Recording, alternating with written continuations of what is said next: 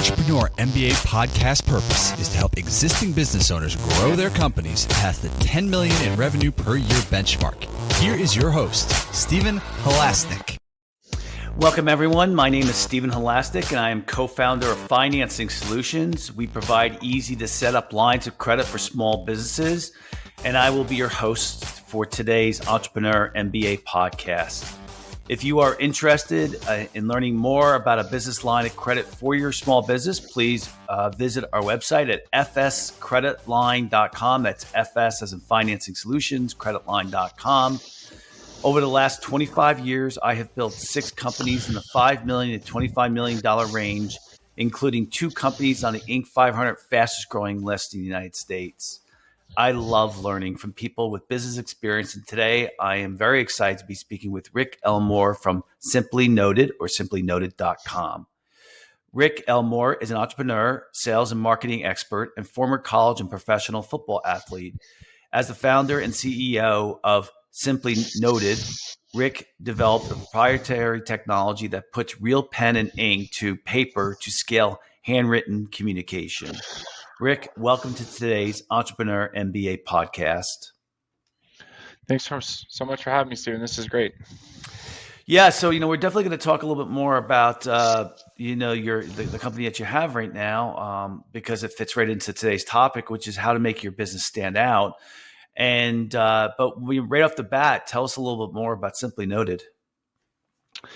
Yeah, so Simply Noted started out as an idea about making it easier to connect with your clients in a more personal way. I was doing my MBA back in 2017 when I had a marketing class, and a professor was going over all the success rates in marketing, and everything was really marginal. And then this professor half-jokingly said that handwritten notes had a 99% open rate. And me being in sales, I thought that was a great idea and a no-brainer, but there just was no way or no easy way to do it. And fast forward almost 5 years, we've invested almost $1 million into developing the world's best handwriting robot, handwriting software, handwriting engine. And we help, realtors to companies in the Fortune 100 send small batches, large batches, automate it, and send real, genuine, personal handwritten notes for tons of different reasons. So how does it work? How does it work, Rick? Yeah, so at the very base, at a high level, we help companies send real handwritten notes, but what we do is use robotics. We have developed a 3-axis gantry-based writing robot that is completely automated. We load your stationery into the robots. The robots automatically load them, automatically write them, automatically quality control them. And then we have humans on the back end, hand stuff them to make sure that they end up in the right envelopes. But that's the robotic technology. But how we help individuals is either through a platform like on our website or their CRM to help automate it, or they can submit lists and we can help them send thousands or tens of thousands of handwritten notes in the time it literally takes them to send an email. Wow. So you're into it for 5 years now. Are you cash flow positive right now? So we've always been cash flow positive, and that's something I'm extremely proud of. We've never taken a loan. We've never had investors. My background's in sales and marketing, but I always joke it's actually in hard knocks. I'm an athlete where working hard and perseverance and grinding through challenges was just a part of my DNA. And if we didn't have the money, we didn't spend it. And we've never had to take out loans. So I'm pretty excited about that. So we've always been cash flow positive. Every once in a while we'll have a month that's a little bit down, but that's very normal in business. But for the first 2 years, we grew over 300%. This year, we're gonna grow probably around 150%. So we've always had triple digit revenue growth over the first 4 years full time. So it's been a pretty fun, healthy business to build. So can you see? We'll get to the topic in a second because it does relate. But everyone who's listening is an entrepreneur anyway. So if you're an entrepreneur, you're interested in business. There's no two buts about it. So can you see how the idea, the concept behind really what you're trying to do, because you mentioned that, handwritten notes are open 99% of the time, whatever the statistic really is. Can you see where your company would morph into other types of marketing communications that are very high percentage of improvement? Yeah, so we want to make it as efficient as possible for our clients to send handwritten notes, and the way that we do that is through software. So leveraging, softwares like Zapier, for instance, allows us to automatically integrate to over 5,000 of the most commonly used softwares out there. So if you think about Salesforce, when a lead converts from prospect to closed deal, we can automate sending a thank you card on your stationery in your handwriting with your custom message that's completely personalized without you lifting a pen. And that's really the power of our platform, is to help make it more efficient and scale it without you guys even thinking about it. So we use a lot of software, on the back end, to make sure that we make this as efficient as possible for our clients. So you're feeling that you're not going to have to add another line of marketing outside of the handwritten notes, that's going to be your core competency. Yeah. So as we're starting to slow down on growth, those first couple of years was fun. You're like, oh, we're growing in triple digit growth every single year. It's kind of fun. But as your company, grows and you talk to, hundreds or thousands of people over the years, and you start to realize, other products that you can bring to the portfolio. I can see us expanding in the future, being more of like an engagement platform of sending like gifts, small gifts. That's kind of corporate gifting's kind of like evolving and good for you. massively growing, I guess. It's a big industry right now. But right now, the heart and soul of our business is the handwritten note. We truly believe the handwritten note is the gift. Nobody receives them nowadays. The average person really receives less than 7 handwritten letters a year. So when you go to your mailbox, it's really easy to stand out, especially with all the digital, buzz and interruptions that we get with our computers, our cell phones, all the social platforms. It's really easy to stand out with a handwritten note. And we really believe that is a gift. Well, good for you. I see so many younger people nowadays going the angel funding route, and there's a lot of opportunities in just building a business through existing cash flow. And honestly, when you look at what someone makes, and who's an angel funded company, the owner makes, you'd be shocked, when someone says, "Oh, well, I'm a $15 million in revenue company." It's funny when you talk young people and they're angel funded. They don't even talk about revenue. They talk about how much money they raised. I'm like, I don't care how much money you raised. I know. And it's always funny, like how much. I know, and like how much buzz they get about it. It's like, cool, that person just gave up the majority of their business, or now they're in debt in some form or fashion, right? So now it's more about the investors, right? It's about doing what's best for the investors, not what's best for the company or the clients. Yeah. And that's really why I did this. Is I had a vision. I wanted to help, people scale their personal touch. I was in sales. I understood how valuable it was. Also, it's a valuable sales and marketing tool. It's an easy way to get in front of a lot more people faster in a more personal way. But I knew if we brought some people on from the outside, they would change the vision that we originally started this company for. Yeah, good for you. Well, good luck. Good. Thank you. So let's focus back on today's topic. It's really about like how to get your business to stand out. And your company simply noted is one way. But so tell us a little bit more about let's say most of our listeners, they're under $5 million in revenue. They want their company to stand out so they can make more money, of course. Tell us a little bit about some ideas and some things that you've seen that really make a difference. Yeah. So, being a self-funded company, what was tremendously important to me, and I understood this from my sales background, was those first clients that you bring on board, regardless if you're starting a sales territory or starting a new startup. Those first clients are tremendously important to launching your business, because They're taking a chance on you. You're a new business, but by building those relationships with those first few clients, they can help you grow and learn and teach you a lot about your business to make it better. Plus, with those better relationships, they're going to be more loyal to you. They're almost like lighthouse customers. I always explain it to our reps. It's like, hey, those first clients you bring on, you just got to obsess about making sure they're happy, obsess about making sure the product is exactly what they need and want, because they're going to make referrals. They're going to write you good reviews, and that's what's going to help you grow your business 12 months from now, 24 months from now. Because those first early on customers.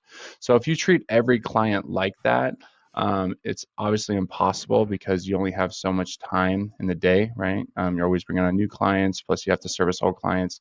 It's really going to help you, solidify a strong foundation in your business if you can build those strong and loyal relationships. And that's really what we focus on here. I mean, one way that we do it, we use our own product. We drink our own Kool-Aid. We have a weekly sends list. We send out handwritten notes to our clients all the time for different reasons, different things that are coming up, just thanking them for, an order 5 or 6 weeks ago. It's just staying top of mind, but in a more tangible, personal way. And that's really what we try to talk to people about when we onboard them as well, because they always want to grow their business. The first thing we always get, like, hey, what's the ROI? Because this isn't a digital product where you can track clicks and where is it going to go. And we always try to talk about, like, hey, the ROI comes down the road. How long is that? What's that client worth to you? Right? Is that client worth 500, 1,500, 5,000, whatever it is? What's it going to be worth to you if they repeat a purchase 2 or 3 times? So we really try to get them to focus on the lifetime value of the client, the cost of acquiring a new client versus keeping a current client happy, and really try to change the mind, because everybody's always worried about immediate ROI. How could I bring on more clients? But we're really trying to help our clients understand the value of just building those deep relationships with their current clients. It's really amazing. You're absolutely right. Search engine marketing, search engine optimization, pay per click have just changed how things are constantly measured. You're going to go sell your product, and you have to, have people have to buy into it, right? And believe me, having done lots and lots of SEM, SEO over the years, your product is a heck of a lot cheaper. So I'm sure. Go ahead. Yeah. What were you going to say? Yeah, I was just going to agree with you, because I mean, being a business owner, you have to see everything. I mean, we have a pay-per-click budget. We don't do a lot in pay-per-click because those aren't good clients. They're shoppers and they're trying to, just get the best price. But we do a ton of SEO. Our website is going to be about 300,000 visitors this month. So we spend a lot of time getting that organic traffic. But yeah, it's $3 to keep a client happy versus spend hundreds to try to acquire new clients. And that happy $3 client that you're keeping happy can, refer a friend for free. So, yeah. And it is measurable. Really, it actually is. It is measurable. So you could take what you could do is take your clients and do you simply noted for half of them, right? And see how much more business you get from those clients than the ones that you don't send a handwritten note to, right? And it would be measurable, right? You'd be able to see. So we always tell our client, so an A/B test is always a great way to test some type of marketing campaign. But we try to tell people, if you're going to send a few handwritten notes, like our service, it's always better to sit down and do it yourself if you have the time. But where Simply Noted comes into play is if you want to insert it into some type of sales campaign or some marketing campaign and do it at scale or automate it, something you just can't do on your own sitting at home. Like if you were to send 1 or 2 thank you cards, do it yourself, because that is just something that is so meaningful. But if you want to automate it, and include like QR codes and trackable phone numbers and set it up on some type of automated trigger, or say, hey, I have a list of like 600 clients and I want to get out a quick, promotion or just a thank you card or a holiday card, like that's where we come in. But there's still, sit down and do it yourself. We try to tell people, hey, that's always the best option. But if there's want to do it at scale or automate it or insert it into some type of sales or marketing campaign, that's where we come in and help.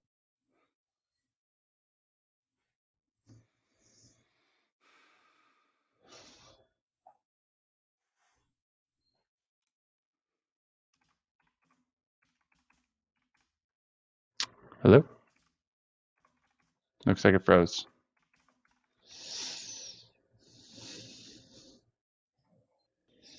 So again, this is the first day. I actually had 3 podcasts today, and we had another technical problem. So I apologize to our listeners and to Rick too, of course. But we're going to pick up where we left off. Rick was, let's just talk about how, sometimes looking at old school stuff, it scares everybody else away, right? So, like, I'll give you an example. A number of years ago, several years ago, I did just mailers. Like, we did regular postcard mailers, and what everybody forgot about mailers. And so, I mean, when you look at your mailbox now, compared to, I mean, Rick's a relatively young guy, 20 years ago, your mail was stuffed with stuff. Now you Mm-hmm. can't get anything, right? Yep. And so it's like an area of opportunity, and those mailers that we did really worked. We were Yeah. doing pretty big volumes of them, and it worked well for us. Very measurable, very effective. So some of the thing that people sometimes you don't always have to do what everybody else is doing, right? Mm-hmm. The big thing, of course, has been for a long time SEO, SEM. But 20 years ago, the big thing was personalization. So Yeah, absolutely. Being a business, owner myself, you have to have like every tool in the belt, and you may be doing something on social, like you said, SEM, SEO, pay-per-click, right? You have all these tools that help you grow your business. I always like to explain us as just another tool, another avenue, to help support your sales and marketing efforts. Like you said, what is old or what was old is new again, right? Like the mailbox, I check my mailbox every day. I have less than 6 pieces of mail, and it's really easy to stand out there, versus LinkedIn, right, where you're getting bombarded with automated messages nowadays. Your email, I mean, I get spam nonstop. Social, push notifications, Slack, Twitter, Instagram, Facebook, like all these things are just like begging for your attention and stealing your attention, right? And like you said, like that mailbox, people are winning there. And, print is still a good way. Print doesn't have, the engagement rates or the open rates as handwritten, but we try to explain it, our products is a little bit more of like an emotional connection.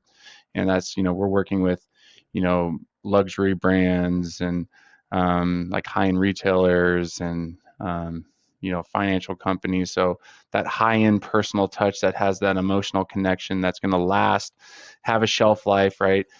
Holidays are coming up right now. We're just getting into our busy season, right? Like that has a 6 to 8 week shelf life. Like what text message has a 1 second shelf life? What email, like you have like 10% email open rates and they go right in the trash. Like who's going to print out that that promotion email? Like nobody, no, so this is just another tool in the belt. It's incredibly powerful. When you're putting real pen to paper, people believe it because we've spent a lot of money making sure that our technology was believable, because nobody wants to be the person who's been found out for sending fake handwritten notes. So we've done a lot of investing to make sure that that handwriting engine and software puts the best product out there possible. But yeah, it's just another tool. As you said, people who like business are obsessed with business. They like learning about different avenues. Like, I'm self-taught SEO person. I'm a self-taught, back-end developer. I mean, I do basic stuff with Python, JavaScript, that type of stuff. But this is just another tool. And if you leverage it correctly, it can be extremely powerful in your relationships and then new customer acquisition if you have a really good targeted list. Well, what else have you done to differentiate your company from you don't have competitors in your space, do you? We have a few. So there's really only 2 major providers in the United States. Everybody else are kind of like mom and pop shops, realtors, mortgage professionals who do this like out of their house. What really separates us from the competition is our technology. Our competitors use like a pen plotter, which is more like a drawing machine, and they use jailbroken software to kind of get it to do what they want it to do. we spent over 2 years trying everything and seeing what would work.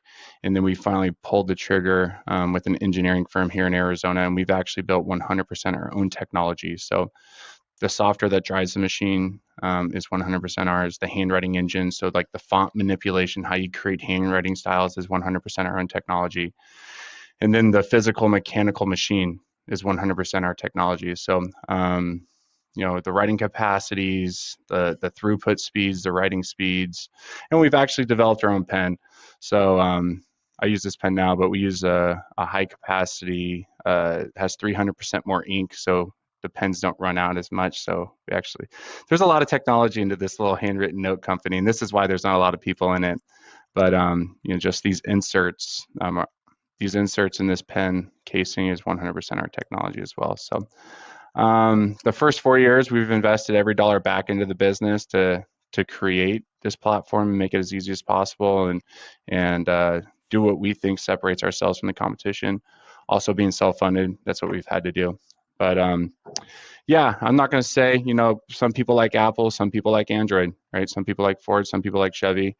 But I think in this space, we're a Ford or a Chevy, or we're an Apple or a Samsung. I do believe our technology and product is one of the best out there. Right. Hey, have you had anything that's patented? So our machine, that's again 100% on technology. We have 3 design patents and 3 utility patents that have been submitted. So again, like we have somebody else who has a utility patent. I believe that's what it is. But so there's design and utility. So we have 3 design, 3 utility. Yeah. So, I want to share with my listeners and even to Rick too. Maybe Rick probably knows this already, I'm sure. So everybody thinks that, when you have a patent, that stops people from infringing on it. And it does not. So I have a very good friend who has 3 patents. Now, he also happens to be he's a very successful business guy, but he also happens to be a lawyer. And so a number of very, very big companies infringed on his patent. Didn't affect his business. But, he went after them. And luckily, he still had to have a patent attorney to work with, because there's just a lot of nuances. You can't just be an attorney and just say, okay, I'm going to go after somebody who's for patent infringement, just because there's a lot of knowledge there.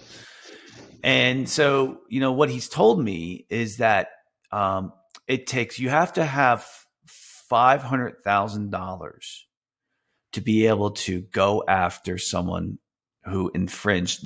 We're talking about big companies now that infringed, to go after, to try to win and get money. So it's not you have a patent and therefore nobody is going to go and steal your technology.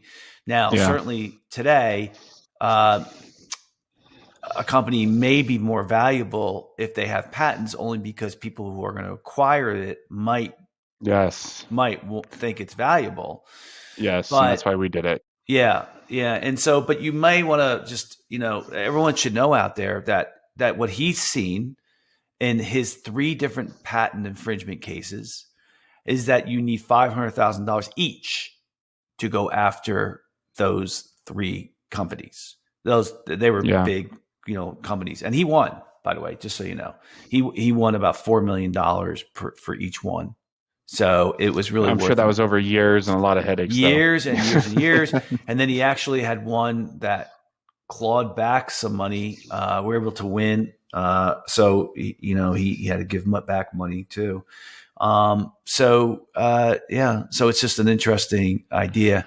So like while you're on that patent conversation, I think, like you said, when you're starting a business, like you really want to figure out a way that you can separate yourself from the competition, because otherwise it's just going to be like a race to the bottom. Because once there starts getting other competitors in the space, what's going to happen is your clients are just going to start coming and asking, hey, what's your price? Get an RFP. Then they'll go start leveraging each other's RFPs against each other. So you always want to find out, what is that little thing that you can do better that separates yourself from the competition so you can, demand your price. But also, like you said, if you have intentions to sell your business and acquire it, you got to put all these pieces together, right? You got to have a good social proof, good following, strong business, strong cash flow, strong product, strong technology, right? Patents, all these pieces. And that's what we, kind of had the vision when we started this. Like, this was built to sell. And I know there's, some, was built to sell. Like, I wanted to get this acquired at some point. Like, that was my goal. When I started business school, I was like, I want to start a business someday and sell it. So, we've always wanted to put all the pieces together, and that's why, we wanted to protect it. But like you said, it doesn't matter. Elon Musk said it best. They're just lawsuit coupons. You're just waiting to get into some type of battle. But I just put all the pieces together so you can sell. Yeah. Yeah, I also have a different philosophy. I agree with you 100%. Yeah. Right? Having a business to sell that you want, that you start by saying, I think it makes the business so much more stronger, regardless if it's you sell it or not. Because in order to sell it, the things that someone's going to be looking at makes your company so valuable. So, can your business run without you? So if you go on vacation for 2 weeks, does the business run? Okay. Kill the king. If it doesn't, that means you are working in your business instead of on your business, and that's Michael E. not Gerber. right. That's not a good. It's not a good idea. Okay. Can you? Can the business be self-supported through financing, through its own financing, or that's another thing. Do you have key people that if they left, your business would be in trouble, right? Mm-hmm. These are all valuable things, regardless if you sell or not. And to be clear, so listen, I haven't really sold a business. I did one; it was small, it was kind of a joke. But I have one business right now that's going to eventually sell. Okay, and then I have another business that is not going to sell, but it's just a business that I can do until I'm in my 80s, 90s. It takes very little of my time. So, so I know what the purpose of those businesses. Now, I had another business, and also, I said this in my very last podcast. If you're listening to this serially in these podcasts that I do, you'll hear this before. But I picked $10 million as the goal of this podcast for what we're trying to help our listeners get to, is because at 10 million, and it really does depend on your industry, but in general, 10 million is the magic number when someone starts to be interested in your company. And I know that from personal experience. Okay. So at 10 million, you have processes, procedures. You're not the cook and bottle washer. You're not doing everything. So, that's really, something that I think you start off with by saying, what do I need to do in my business? And you can do it right now. What do I need to do in my business for someone else for considered to be sellable? Now, a good way to do this is to bring in a broker and to say, they'll definitely talk to you, but bring in a business broker and say, what is it about my business that someone would like? What is about something in my business that they will not like? And there's a good place to start. Right? Yeah. Have you gotten that route yet or no, Rick? So, to try to sell the business? Yeah. No, we've had again, my email gets blown up all the time of people who want to try to list our business. What do you call those? Just brokers. Yes. But my goal is to get this, try to get this to 8 figures before we try selling it. We're still too young. But like you just said, systems and processes, I felt like you were just quoting, the Michael E. Gerber, book. But get out of work. Yeah, it's a great book. I'm sure every entrepreneur has read it. You got to get out of working in your business, work on your Yeah. business, set up I those actually systems and hired, processes. just so you know, Yeah. I hired his second in command as a business coach. Yeah. Yeah. That I mean, was a long it's time great. ago. I had her for Easy. several years. Yeah. Yeah, easy reading, easy principles, easy to understand. But that's how we built our business. Is literally everything I did. I work with a lot of like contractors, like VAs, because you just have to. You have to mitigate risk, right? You have to control your cost. And what I did is just I brain dumped everything about each job I needed someone to do. Brain dumped it, wrote it all down, and then once I wrote it all down, I waited like a half hour to let my head clear, and then I would make a clear guide. Step by step, this is what I need you to do. And I just went, VA, after contractor after VA, and just literally scaled, our outbound, some of our marketing efforts, our SEO, podcasting, guest posting. I mean, and that's what we've done, and Yep. it works, and you have to do that. But systems and processes for sure. Yeah, I use Upwork too as well. I use Upwork a lot for a lot of our projects. I mean, I have things that are being done in Nigeria. I have stuff that done in the United States, stuff in Canada, stuff in different parts of the world. So it's the way the modern small business is running now. So I agree with you. It's really good stuff. I really appreciate it. Was a very interesting conversation. I'd like to thank very much Rick Elmore from simplynoted.com for coming on to today's podcast. If you like today's podcast, please feel free to share it with a friend and also subscribe on your favorite podcasting app. And please, if you like today's podcast or any other podcasts that we've done and you're willing to give us a 5-star review, please give us a review on the podcasting app. It really helps us get the word out. We have about 10,000 listeners right now. So the Entrepreneur MBA podcast is very popular. And if you're looking for a line of credit for your business, you can call us at 862-207-4118 or visit our website and you can get a free quote. There's no paperwork required. Just fill out a 2-minute questionnaire, really. And we'll let you know if we can help you. We'll let you know if we can't. It's at fscreditline.com. Again, that's FS as in Financing Solutions, creditline.com. Rick, if there's anyone who wants to get in touch with you, how would they go about doing that? Yeah, I'm very active on LinkedIn. So I'm just Rick Elmore, owner of Simply Noted is the best way, or just go to our website, simplynoted.com. We do a really good job of sending out a really nice handwriting sample kit. So, you can go on there and just request a sample, and we send you a nice package with a bunch of handwriting styles, some case studies, some information how we help scale and automate, sending real handwritten notes. Yeah, I'm just going to echo that as a summary for today. That I think it's a no-brainer. If you have the right product or the right service, look at Simply Noted. Sounds like to me like it's a differentiator. I've never gotten anything like that, like a handwritten note from somebody I've done a lot of business with. I've done it, not often, but I've done it. And it just makes complete sense. So other than that, I want to wish everybody a happy day, a good day, and make sure I always say this at the end of the Entrepreneur MBA podcast. Entrepreneurship is a marathon. It's not a sprint. So make sure you're saving your energy, that you're taking good care of yourself physically and mentally, because it can take a lot out of you. Your business can make your life kind of really difficult. So keep yourself in good shape. Everybody have a good day.